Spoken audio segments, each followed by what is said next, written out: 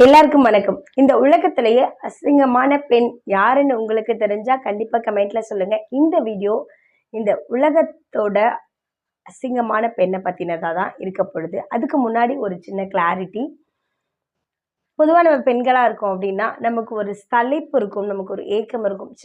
ஏன் தான் நான் பெண்ணா பிறந்திருக்கணும், நான் எனக்கு மட்டும் ஏன் இவ்வளோ கஷ்டமோ அப்படின்றது ஒரு காமனான சலிப்பு. ஆனா ஒவ்வொரு பெண்களுக்குமே இருக்கிற ஒரு பர்சனலான ஒரு ஒரு சலிப்பு அப்படின்னு சொன்னா, ஐயோ!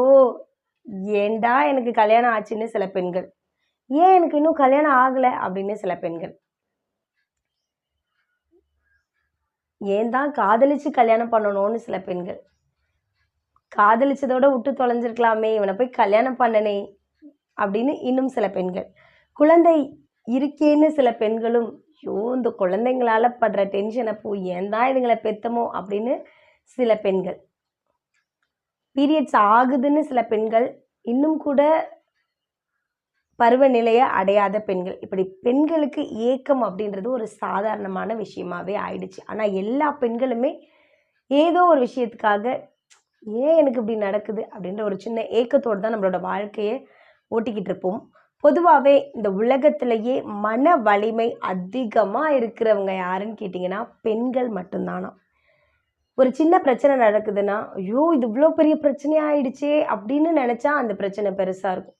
இதெல்லாம் ஒரு பிரச்சனையா, நான் எப்படி சமாளிக்கிறேன்னு பாரு அப்படின்னு நம்மளோட மனநிலையை மாற்றிக்கிட்டு ஒரு ஸ்டெப் முன்னாடி வைக்கும்பொழுது அந்த பிரச்சனை ரொம்ப சின்னதாக தெரியுமா. ஆக மொத்தத்தில் ஆண்களை விட பெண்களுக்கு தான் மன வலிமை அதிகம் அப்படின்ற ஒரு விஷயத்த எல்லாரும் பல்வேறு விதமாக சொல்லி நம்ம கேள்விப்பட்டிருப்போம். இது சொல்றதோட மட்டும் இல்லை, இது ஒரு நிதர்சனமான உண்மையும் கூட. இந்த வீடியோவில் இந்த உலகத்தில் அசிங்கமான பெண்மணியை பற்றி தான் நம்ம பார்க்க போகிறோம். நீங்கள் இப்போ தான் என்னோட சேனலை ஃபர்ஸ்ட் டைம் பார்க்குறீங்கன்னா சேனலை சப்ஸ்கிரைப் பண்ணி சப்போர்ட் பண்ணுங்கள். உங்களோட சப்ஸ்கிரிப்ஷன் மட்டும்தான் எனக்கான பெட்டர் அப்ரிஷியேஷன். ரொம்ப சிம்பிளாக ரொம்ப ஷார்ட்டாக ஒரு ஸ்டோரி ஒன்று சொல்கிறேன். அமெரிக்காவில் ஒரு குழந்தை பிறக்கிறாங்க. அவங்க பேர் லிசி. அவங்க பிறக்கும் பொழுதே எப்படி இருக்காங்கன்னா, ஒரு குறை மாதத்தில் பிறந்த குழந்தைன்னு சொல்லுவாங்களா, அந்த மாதிரி குறை மாதத்தில் பிறந்துடுறாங்க. அவங்களோட வெயிட் ரொம்பவும் குறைவாக இருக்குது. வளரும் பொழுது எல்லா குழந்தைகளும் இந்த லிசி அப்படின்ற ஒரு பெண்ணை பார்த்து பயந்து பயந்து ஓடுறாங்க. ஸ்கூலில் எஸ்பெஷலி ஸ்கூலில். ஸோ என்ன பண்ணுறாங்க, லிசி வீட்டில் இருந்தே படிக்கிறாங்க. லேப்டாப் மூலமாக படிச்சுட்டு இருக்காங்க. ஒரு நாள் லிசி லேப்டாப்பில் படிச்சுட்டே இருக்கும் பொழுது ஒரு நோட்டிஃபிகேஷன் ஒன்று வருது, இந்த உலகத்தின் அசிங்கமான பெண் அப்படின்னு சொல்லிட்டு. லிசிக்கு ஒரே ஆர்வம், என்னடா அது, இந்த உலகத்தில் நம்மளை விட அசிங்கமாக யாராவது ஒருத்தவங்க இருப்பாங்களா, அவங்க எப்படி இருப்பாங்க, நம்மளை விட அசிங்கமாக இருப்பாங்களோ, சரி யாருன்னு தெரிஞ்சுப்போமே அப்படின்ற ஒரு க்யூரியாசிட்டியில் அந்த லிங்க்கை கிளிக் பண்ணி பார்க்குறாங்க. லிங்கை கிளிக் பண்ணி பார்க்குறவங்களுக்கு பெரிய அதிர்ச்சி. ஏன்னா அந்த வீடியோவில் இருந்ததே லிசி தான். லிசி விளையாடிட்டு இருந்த டைமில் ஒரு யூடியூபர் அவங்களோட வீடியோ அவங்களுக்கு தெரியாமல் எடுத்து யூடியூப்பில் அப்லோட் பண்ணியிருக்காங்க. இந்த வீடியோ பார்த்த எல்லாருமே இந்த பொண்ணு என்ன பிணம் எரிச்சிட்டு இருக்கும்பொழுது எழுந்திரிச்சு உடியாந்துருக்குமோ, இந்த பெண்ணை எப்படி அவங்க தாயும் தகப்பனும் பக்கத்தில் பார்க்குறாங்க, இப்படி ஒரு கேவலமான குழந்தையா இந்த பொண்ணால் எப்படி வாழ முடியுது, இப்படி வாழ்கிறதுக்கு இந்த பொண்ணு செத்தே போயிருக்கலான்னு கமெண்ட்ஸ் மட்டுமே ஏக போகம். வீடியோ கிட்டத்தட்ட 56 மில்லியன் வியூஸ் போயிருக்கு. இவ்வளோ பேர் பார்த்துருக்காங்க அந்த வீடியோவை. அவ்வளோ பேரும் அவ்வளோ பேடாக கமெண்ட் பண்ணியிருக்காங்க. லிசி உடஞ்சி போகிறாங்க. ஒரு ரூம்குள்ளே போயிட்டு உட்காந்து அழுகுறாங்க, ப்ரேயர் பண்ணுறாங்க.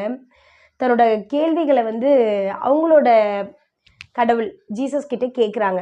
ஏன் எனக்கு மட்டும் இப்படி ஆச்சு, என்னை இப்படி படைச்சது உங்கள் தப்பு தானே, என்னோட தப்பு இல்லைல்ல, தண்டனையை ஏன் நான் அனுபவிக்கிறேன், என் உடம்புல நோயோடு என்னை ஏன் படைச்சிங்க, எனக்கு கண்ணு தெரியலை, என் பல்லு பெருசாக வளர்ந்துருக்கு, என் உடம்புல சுத்தமாக 0% தான் கொழுப்பு இருக்குது, என்னோட உடல்நிலையை நினச்சி நானே ஆல்ரெடி டிப்ரெஸ்டில் இருக்கிற இந்த மாதிரியான சுச்சுவேஷனில் என்னை பற்றி இவ்வளோ மக்கள் இவ்வளோ மோசமாக கமெண்ட் பண்ணுறாங்களே, இதுக்கெலாம் நீங்கள் தானே காரணம்னு தன்னோட கடவுள்கிட்ட அவங்க பேசுகிறாங்க.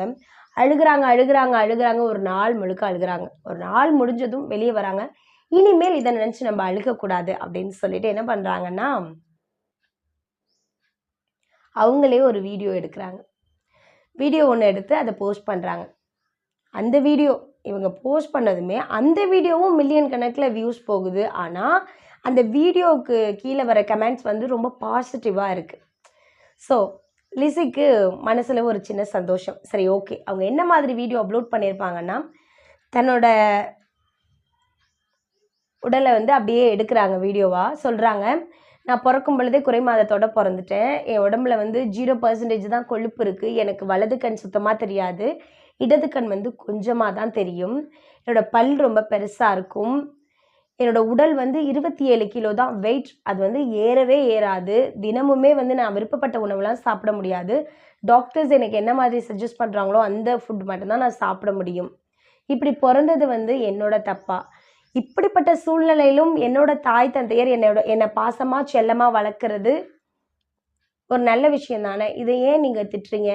நான் தப்புன்னா என்ன படைச்ச கடவுளும் தப்பு தானே அப்படின்னு சொல்லிட்டு லிஸி வந்து ஒரு வீடியோ எடுத்து அதை போஸ்ட் பண்ணுறாங்க. அந்த வீடியோவுக்கு கீழே என்ன மாதிரியான கமெண்ட்ஸ் அப்படின்னு கேட்டிங்கன்னா, நீ வந்து ஒரு அழகான பெண், நீ தான் இந்த உலகத்தோட பிரின்சஸ், நீ தான் இந்த உலகத்தோட தேவதை அப்படின்னு நிறைய பேர் பாசிட்டிவாக அனுப்புகிறாங்க. யாரெல்லாம் லிஸிக்கு பேட் கமெண்ட்ஸ் பண்ணாங்களோ அவங்களையெல்லாம் இவங்க திட்டவும் செய்கிறாங்க. லிஸி மனசில் ஒரு சின்ன கான்ஃபிடென்ஸ் பிறக்குது. ஏன் நம்ம வீடியோவை வந்து இன்னொருத்தவன் போட்டு சம்பாதிக்கிறதுக்கு நம்மளே டெய்லியும் வீடியோஸ் போட்டு நம்ம சம்பாதிக்கலாமே, நமக்கு ஒரு சின்ன வழி கிடச்சிருக்கலன்னு சொல்லிட்டு அவங்க தினமும் யூடியூப்பில் வீடியோஸ் அப்லோட் பண்ண ஆரம்பிக்கிறாங்க. அப்லோட் பண்ணதன் காரணமாக நிறைய வீடியோஸ் வியூஸ் போகுது. டெக்சாஸ் யூனிவர்சிட்டியில் படிக்கிறாங்க. எவ்வளவு பேர் எவ்வளவு மோசமான விமர்சனங்களை தன்னோட உடலை வச்சாலும் அவங்க அதை பற்றி கவலைப்படுறதும் இல்லை. அதை ஒரு குறையாக அவங்க மனசுக்குள்ளே எடுத்துக்கிறதே கிடையாது. ஏன்னா 1008 குறைகளோட பிறந்த லிஸிக்கு இவங்க பேசுகிறதெல்லாம் ஒரு பெரிய ப்ராப்ளமாக தெரியவே இல்லை. ஸோ படிக்கிறாங்க, நிறைய காலேஜுக்கு மோட்டிவேஷன் ஸ்பீச் கொடுக்கறதுக்காக போகிறாங்க. யூடியூப் சேனல் மூலமாக நிறைய இன்கம் வருது, நிறைய புக்ஸ் எழுதுகிறாங்க, சுயசரிதை எழுதுகிறாங்க. இன்றைக்கி அமெரிக்காவில் டாப் பில்லியனரில் லிஸியும் ஒரு ஆள் தான். கொஞ்சம் யோசிச்சு பாருங்களேன். லிஸி நம்ம மூஞ்சி பார்க்கும்போது நமக்கே ரொம்ப பயமாக இருக்கும். நம்ம அவ்வளோ கேவலமாக இருக்கும், நம்ம அவ்வளோ அசிங்கமாக இருக்கும். நமக்கு கண்ணு தெரியல, உடம்புல பிரச்சனை, மனசில் பிரச்சனை, இப்படிலாம் இருக்கும். நம்ம இந்த ரூமை விட்டு வெளியவே வரக்கூடாதுன்னு நினச்சி அந்த ரூம்குள்ளே போய் அவங்க கதவை பூட்டிட்டு கடந்திருந்தாங்கன்னா அவங்க லைஃப் க்ளோஸ். விமர்சனங்களுக்கு பயந்துருந்தாங்கன்னா அவங்க வாழ்க்கை அந்த நிமிஷமே முடிஞ்சிருக்கும். அந்த ரூமில் போயிட்டு கதவு சாத்தி அழுக ஆரம்பித்தவங்க ஒரு நாள் ஃபுல்லாக அழுகிறாங்க, அழுது முடிச்சுட்டு வெளியே வராங்க. இனி எந்த காரணத்துக்காகவும் நான் அழுகவே மாட்டேன். யாரெல்லாம் என் வாழ்க்கையில் இவ்வளோ குறைகள் இருக்குன்னு சொன்னாங்களோ அந்த குறைகளையெல்லாம் நான் தூக்கி போட்டுட்டு நான் ஒரு சக்ஸஸ்ஃபுல்லான விமனாக மாறுவேன்னு தன்னோட மனசுக்குள்ளே ஒரு முடிவு எடுக்கிறாங்க. ஓடுறாங்க, தன்னை பார்த்து சிரிக்கிறவங்கள்ட்ட சிரிக்கிறாங்க, தன்னை பார்த்து கோவமாக பார்க்குறவங்கள கண்டுக்கிறதே கிடையாது. இன்றைக்கி அவங்க அமெரிக்காவில் ஒரு மாடலாக இருக்காங்க. ஸோ எவ்வளோ பிரச்சனை இருந்தாலும் நம்ம அந்த பிரச்சனையை எப்படி ஹேண்டில் பண்ணுறோம் அப்படின்றது தான் ஒரு முக்கியமான விஷயமே இருக்குது. லிஸி மாதிரி பிரேவாக, ரொம்ப ஆக்டிவாக, ப்ராப்ளமை சால்வ் பண்ணுற ஒரு ஸ்கில்லான பொண்ணாக இருக்க போகிறீங்களா? இல்லை எனக்கு மட்டும்தான் இவ்வளோ பிரச்சனை, லவ் ஃபெயிலியர் ஆகிடுச்சு, 10 வருஷமாக லவ் பண்ணவே வேணான்னு சொல்லிட்டான், காதலில் தோல்வி, காதல் கல்யாணமும் நடக்குது ஆனால் கல்யாணத்துக்கு அப்புறம் வேணான்னு சொல்லிட்டான், கல்யாணம் நடக்குது எனக்கு குழந்தை இல்லை. இப்படி பெண்களுக்கு குறைகள் ரொம்ப ஈஸியாக கண்ணுக்கு தெரியும். ரொம்ப பக்கத்தில் வச்சு பார்த்தோம்னா இந்த பிரச்சனை ரொம்ப பெருசாக தெரியும். அதே கொஞ்சம் தூரமாக வச்சு பார்த்தோம்னா நம்மளை விட மோசமான சூழ்நிலைகளும் எத்தனையோ பேர் இருக்காங்க. ஸோ இதெல்லாம் ஒரு பிரச்சனையா?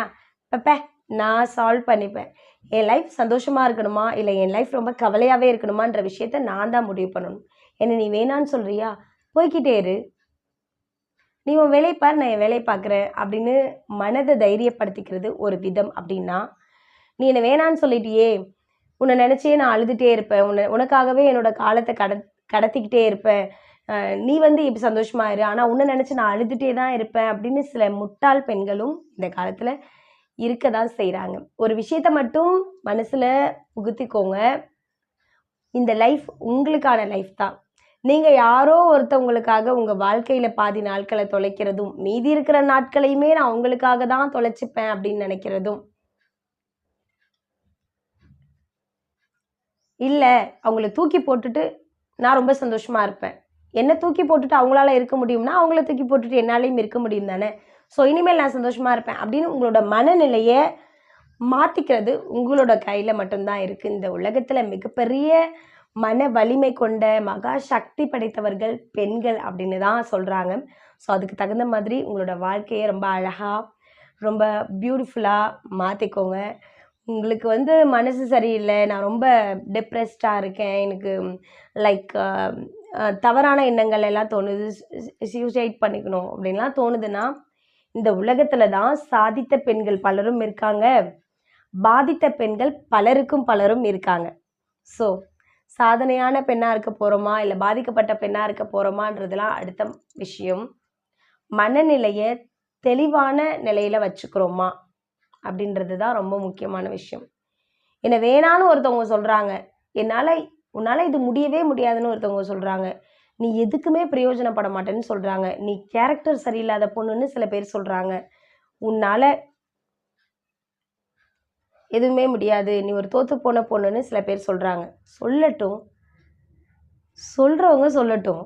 அவங்களுக்காக நீங்கள் ப்ரூவ் பண்ணணும்னு ஒரு ஸ்டெப் முன்னாடி எடுத்து வச்சிங்கன்னா அந்த நிமிஷமே நீங்கள் அவங்களுக்காக வாழ்கிறதா ஆகிடும்.